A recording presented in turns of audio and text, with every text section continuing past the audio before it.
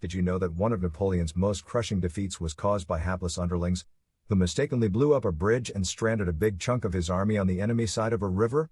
Or that when Abraham Lincoln was assassinated, his bodyguard was out drinking instead of guarding the president's booth at Ford's Theater?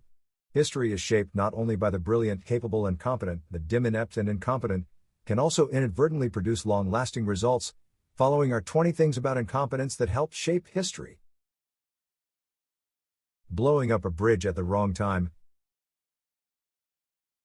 In 1812, Napoleon invaded Russia with 685,000 men, the largest army ever seen until then.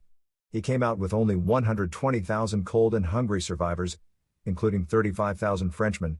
The rest had died, over 400,000 deserted or switched sides.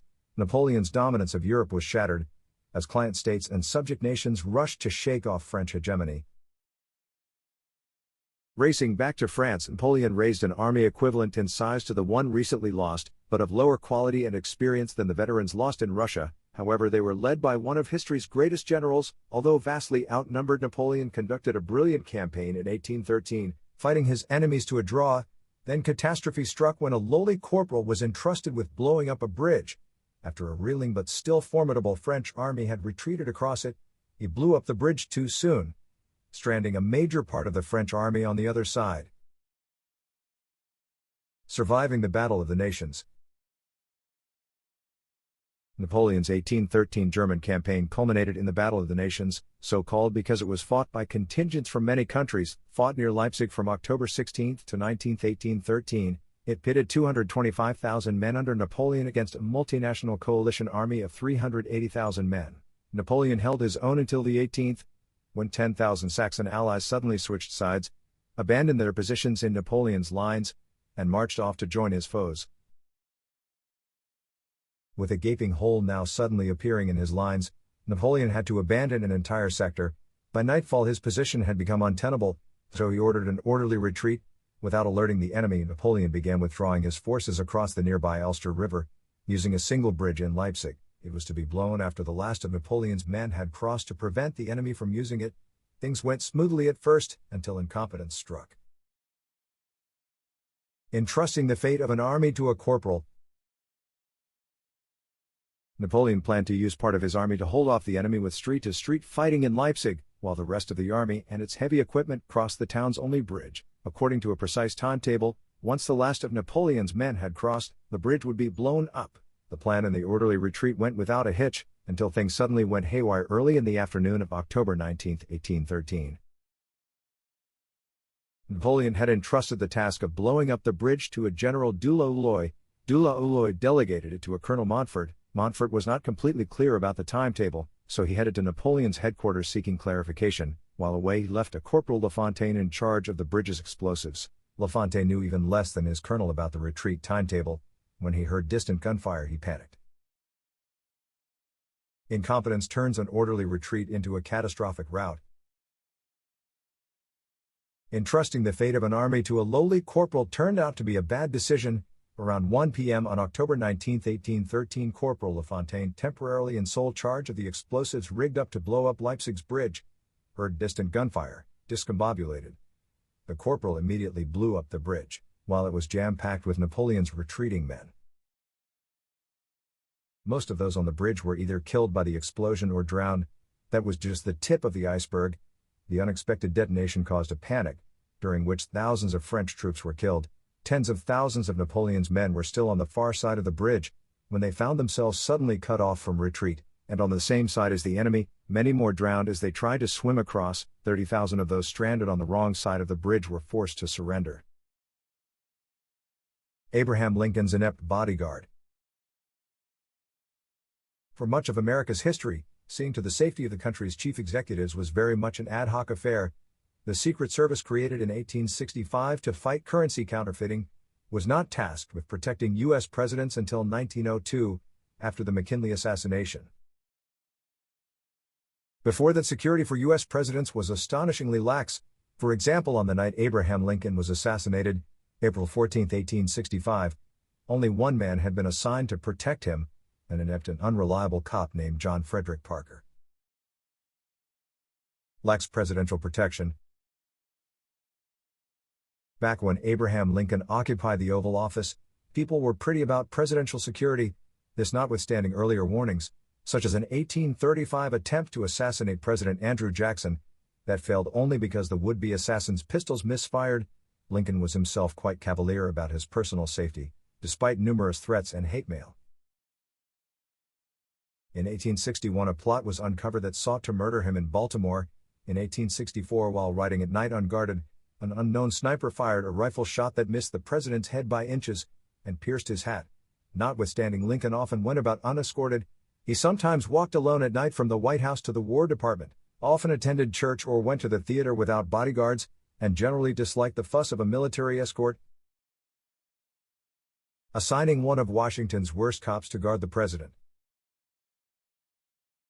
John Frederick Parker was a bad cop, one of the first officers to join Washington's Metropolitan Police Force.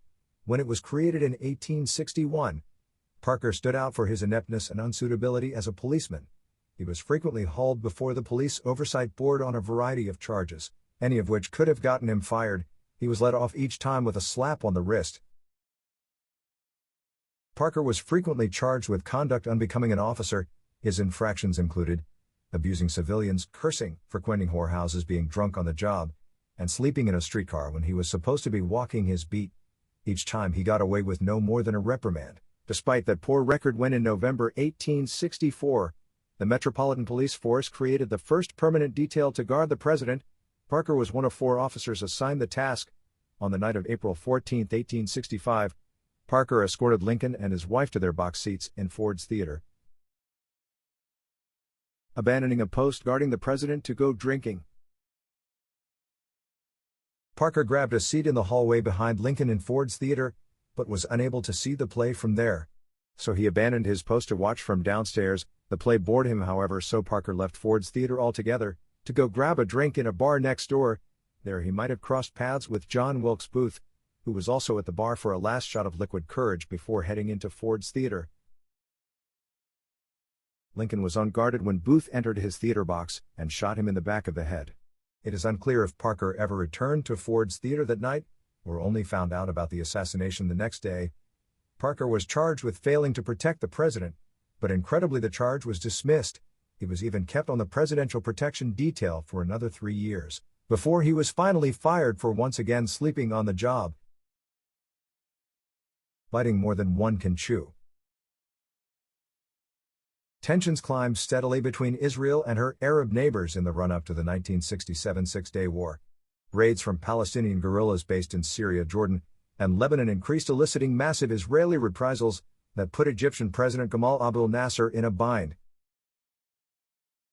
Nasser was the Arab world's most popular politician, a hero of the masses for his defiance of Britain, France, and Israel during the Suez Crisis of 1956. However, he now found himself being criticized for failing to aid other Arab states against Israel. He was also accused of hiding behind a UN peacekeeping force stationed on the Israeli-Egyptian border, so Nasser tried to show his chops by saber rattling, without intending to actually draw a saber and fight. Unfortunately, saber rattling ended up getting him in a fight, which ended in a humiliating defeat. Miscalculating how close to the edge one can get without falling. Gamal Abdel Nasser knew that Egypt's military was in no shape to fight Israel, so he sought to regain his stature in the Arab world by bluster and bluff. He broadcast increasingly heated speeches threatening Israel, and sought to convey his seriousness with demonstrations short of war. However, Nasser got carried away with his own rhetoric, and escalated the demonstrations beyond the point of prudence. He began by massing Egyptian forces in the Sinai. A few days later he requested withdrawal of the UN peacekeepers separating the Israeli and Egyptian forces.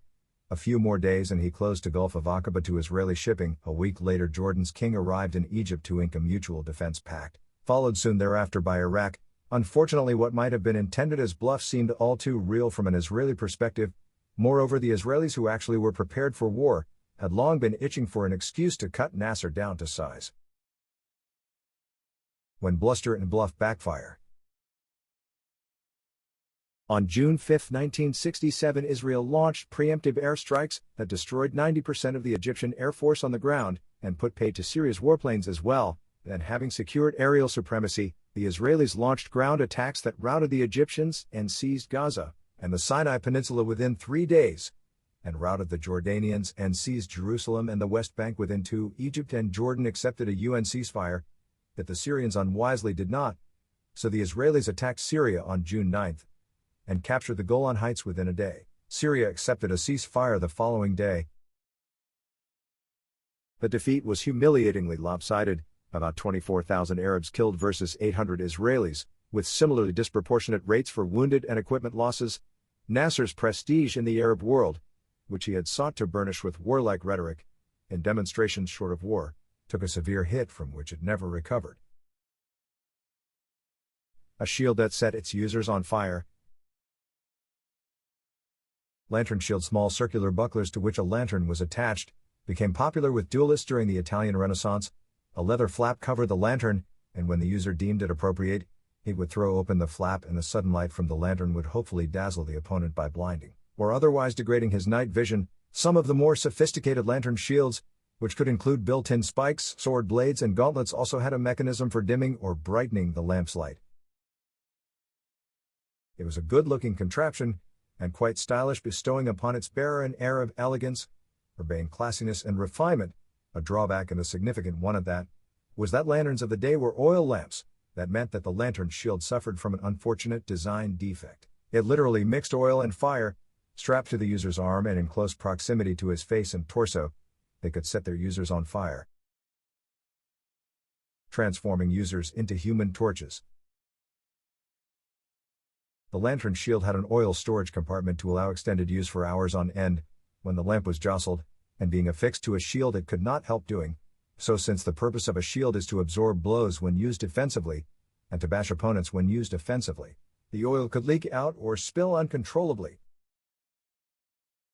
With the lantern's fuel compartment affixed to the shield, there was a strong possibility that the user's shield-bearing arm, face or body, would get drenched in flammable oil, and catch fire if that oil came in contact with the lantern's flame. As a result, the lantern shield had a tendency to turn its users into human torches every now and then. The hero who got duped into a humiliating surrender. Early in the War of 1812, British General Isaac Brock marched on Fort Detroit. He led a force of 1,330 men comprised of 330 Redcoats, 400 Canadian militia and 600 Native Americans. They were supported by 3 light guns, 5 heavy guns, 2 mortars, and 2 warships. Brock's target was garrisoned by a force nearly twice the size of his own, comprised of 600 U.S. Army regulars and nearly 2,000 militia. They were sheltered within the protective walls of a fortress bristling with over 36 cannons, commanded by an American Revolutionary War veteran and hero, General William Hull. Brock learned from captured messages that American morale was low, that the garrison was short of supplies, and that his enemies were in mortal fear of his Native American allies. Emboldened by that information, Brock decided to immediately attack Detroit, using bluff and deception to bamboozle the enemy commander, who proved quite gullible into surrendering. Capitalizing on an enemy's fears. General Brock played on his enemy's fear of Indians by arranging for a misleading letter to fall into American hands, which greatly exaggerated the number of his native allies, from an actual 600 to a fanciful 5,000. He also tricked the Americans into believing that he had more regulars under his command than was the case, by dressing up his Canadian militia in cast-off British regimental uniforms. Outside Detroit, Brock had the same troops march in a loop over the same stretch within eyesight of the garrison, duck out of sight, then return to march anew as if they were fresh reinforcements. He also ordered his troops to light 5 times as many fires at night than was the norm, in order to further convey an illusion of greater strength. General Hull's already low confidence collapsed at the prospect of facing a strong British army accompanied by 5,000 natives. Intimidating the already timid. Brock sent a message demanding the surrender of Fort Detroit. He informed General Hull that he did not want to massacre the defenders, but that he would have little control over his Indian allies once fighting began. Hull decided it was futile to resist, unwilling to sacrifice his men against hopeless odds, and fearing for the women and children inside the fort, including his own daughter and grandchild. He raised a white flag and asked Brock for 3 days to negotiate the terms of surrender. Brock gave him only 3 hours before he would attack. Hull caved in and surrendered his entire command of nearly 2,500 men, 3 dozen cannons, 300 rifles, 2,500 muskets, and the only American warship in the Upper Lakes. The British cost was 2 men wounded. A lasting impact on North America. The surrender of Fort Detroit was a military disaster for the U.S., and its impact on the political map of North America has lasted into the present. It derailed American plans to invade and seize Canada early in the war. Before the British could rush in reinforcements, it reinvigorated the Canadians, who had been pessimistic about the prospects of resisting forcible annexation by the U.S. It also fired up Native Americans in the Northwest Territory to war against U.S. outposts and settlers. An American invasion of Canada was attempted later on, but by then the British and loyal Canadians were better prepared and more confident, and forced the invaders back across the border. As to General Hull after his release from British captivity, he was tried, convicted, and sentenced to be shot. However, his life was spared out of consideration for his heroism decades earlier during the American Revolution. The U.S. Navy's worst weapon. When America joined World War II, our submarine's standard weapon was the Mark 14 torpedo. It was supposed to be a dramatic improvement over earlier torpedoes, which detonated on impact with a ship's hull. The Mark 14 had an advanced magnetic detonator that was supposed to set off the explosive charge directly beneath the enemy's keel and break its back, fatal damage to any ship. The concept was good as it meant that a single Mark 14 could sink a ship, regardless of size. Before, it frequently took multiple torpedoes holing the enemy in various spots on the hull. However, because of secrecy and penny pinching, only 2 Mark 14s were tested and one of them failed. That 50% failure rate did not give the Navy pause, and prompted to conduct further testing. In 1938, the Mark 14 was approved and issued to the U.S. submarine fleet as its standard torpedo. The results proved disastrous. Discovering the Mark 14's flaws at the worst possible time. The Mark 14 torpedo's defects only became apparent when America joined the war, which is the worst possible time to discover that a standard-issue weapon is seriously defective. Within the first month of hostilities, submarine skippers correctly reported that the Mark 14 had serious problems. Not least was the trouble maintaining accurate depth so as to pass within the correct distance beneath an enemy ship's keel. The magnetic detonator often detonated prematurely or failed to detonate at all. The contact detonator failed to set off the torpedo, even when it struck an enemy's hull at a perfect angle with a loud clang that was clearly audible in the firing submarine. Worst of all, it could boomerang, missing its target and running in a wide circle to come back and strike the firing submarine. At least 2 submarines, the USS Tang and USS Tulibi, are known to have been sunk by their own Mark 14s circling back to hit them. Refusing to acknowledge and address a problem. The U.S. Navy ignored a flood of reports from submarine commanders complaining about the Mark 14. In one incident, a submarine skipper fired 2 spreads totaling a dozen torpedoes at a large Japanese whaler, but only managed to cripple it. Then, with the enemy ship dead in the water, he maneuvered his submarine and carefully positioned it so that his torpedoes would have a perfect angle of impact, and fired off 9 more Mark 14s. Not a single one detonated. Despite myriad reports detailing the Mark 14 shortcomings, it took the Navy 2 years from the start of hostilities to even acknowledge the possibility that a problem might exist, and to conduct tests to find out what, if anything, was wrong. The tests verified what American submariners had been complaining about all along. Remedial steps to address the problems were finally begun 2 years later than should have been the case.